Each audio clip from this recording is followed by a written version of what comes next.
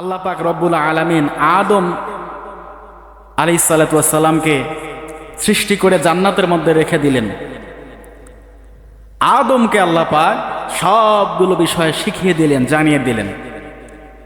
এবার ফেরেশতাদেরকে বলছে, হে আমার ফেরেশতারা, তোমরা আদমকে সিজদা করো, ইল্লা ইবলিসা, শুধুমাত্র কেবলমাত্র ইবলিস বাদ দিয়ে সবাই আদমকে সিজদা করেছে। এমনকি নূরের তৈরি ফেরেশতাও আদমকে সিজদা করেছে, কিন্তু ইবলিস করে নাই। ইবলিস আরজুমেন্ট পেশ করলো। আল্লাহ পাক বলছে, কি ব্যাপার, তুমি সিজদা করলা না কেন? আমি তোমাকে সিজদা করতে বলেছি, তুমি সিজদা করলা না কেন?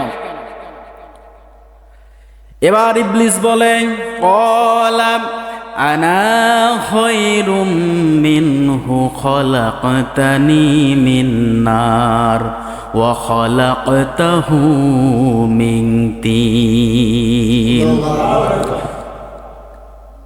ইবলিস বলছে, হে আল্লাহ, ক্বালা, আমি বলছি, আনা খায়রুম মিনহু, আমি তাহাদের থেকে উত্তম।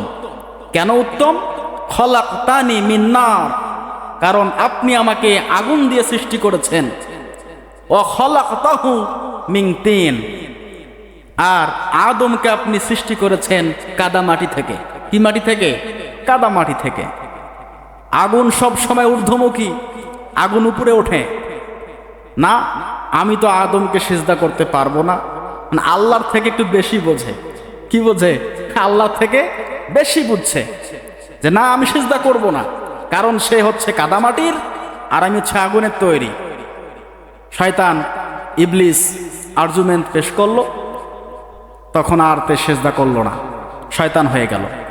তাকে চিহ্নিত করে আল্লাহ পাক শয়তান বানিয়ে দিলেন।